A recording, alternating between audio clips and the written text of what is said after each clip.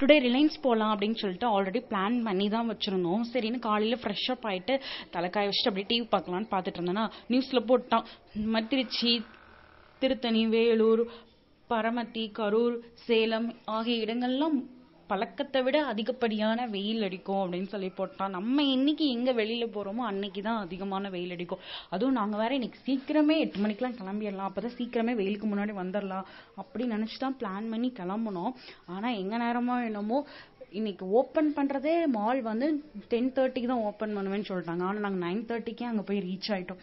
1 hour என்ன பண்ணுறதுனே தெரியல. அப்படியே அங்கேயே ரவுண்ட் அடித்து சுற்றிட்டே இருந்தோம். அதுக்கப்புறமா சரி கொஞ்சம் டீ ஷாப் போயிட்டு டீ எல்லாம் குடிச்சிட்டு வந்துடலாம் அப்படின்னு சொல்லிட்டு அப்படியே கொஞ்சம் டைமை ஓட்டிட்டு அப்புறம் மறுபடியும் மாலுக்கே போனோம். மாலுக்கு போனோடனே இன்னொரு 10 minutes வெயிட் பண்ணுங்க, கிளீனிங் ப்ராசஸ்லாம் போயிட்டுருக்கு அப்படின்னு சொல்லி சொன்னாங்களா. சரி கொஞ்ச நேரம் வெயிட் பண்ணிட்டு இருந்தோம். திடீர்னு பார்த்தா உள்ள ஒரு ஷோரூம் ஓப்பன் பண்ணுறோன்னு சொல்லிட்டு பலூன்ஸ்லாம் நிறைய ஊதி ஊதி கட்டிட்டு இருந்தாங்க. அது பாப்பாவை பார்த்தோன்னே அவளுக்கு ஒரு 2 பலூன் கொடுத்தாங்க. ஆக மொத்தம் ஒரு 10 பலூன் அந்த இடத்துல நின்றுட்டு வாங்கிட்டா.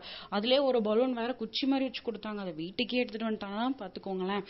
அப்புறம் அவளை வச்சாங்க கொஞ்ச நேரம் சமாளிக்க முடியலதான். அப்புறம் எப்படியும் ஒரு வழியாக சமாளித்து வச்சுட்டு இருந்தோம். அப்புறம் உள்ள மால் ஓப்பன் பண்ணிட்டாங்க. சரி ஃபஸ்ட்டு சீக்கிரமாக போயிட்டு திங்ஸ் எல்லாம் வாங்கிட்டு வெயிலுக்கு முன்னாடி வீட்டுக்கு போயிடணும் அப்படின்ட்டு கடன்னு வாங்க போயிட்டோம். ஏன்னா ஏற்கனவே இவங்க போன டைம் வந்து டிமார்ட்டில் போயிட்டு கொஞ்சம் திங்ஸ்லாம் வாங்கிட்டு வந்துட்டாங்க. இப்போ இல்லாததை மட்டும் வாங்கிட்டு அப்படியே கிளம்பிடலாம் அப்படின்னு சொல்லிட்டு தான் பிளான் பண்ணி போனது ஆக்சுவலி. அதுக்கப்புறம் உள்ளே போனோடனே திங்ஸ் எல்லாம் டக்குன்னு எடுக்க ஆரம்பிச்சிட்டோம்.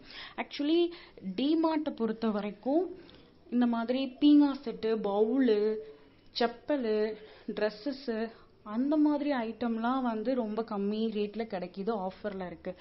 ரிலையன்ஸை பொறுத்த வரைக்கும் ஹார்பிக், லைசால், சோப்பு அந்த மாதிரி ஐட்டங்கள்லாம் வந்துட்டு கம்மி ரேட்டில் கிடைக்கிது. இதெல்லாம் நான் தெரிஞ்சுக்கிறதுக்கே கிட்டத்தட்ட ஒரு 4-5 வருஷம் பக்கம் ஆயிடுச்சு. ஏன்னா நான் அடிக்கடி போய் எதில் எப்படி ரேட்டு அப்படின்னு கம்பேர் பண்ணி பார்த்து ஒன்று ஒன்றா வாங்கி அதுக்கப்புறம் தான் எனக்கு ஆஃபர்லாம் எதில் எப்படி போடுறாங்க, எப்படி பார்த்து எடுக்கணும் அப்படிங்கிறதே நான் தெரிஞ்சுக்கிட்டேன்.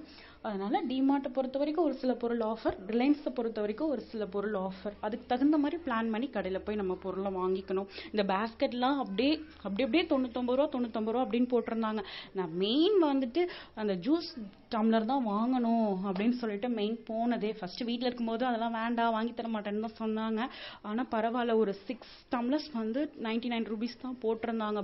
பெஸ்ட்டு, பரவாயில்லையா தான் இருந்துச்சு. சரி அப்படின்னு சொல்லிட்டு அதையும் வாங்கிட்டு ஒரு வழியாக என்ஜாய் பண்ணிட்டு வீட்டுக்கு வந்தாச்சு.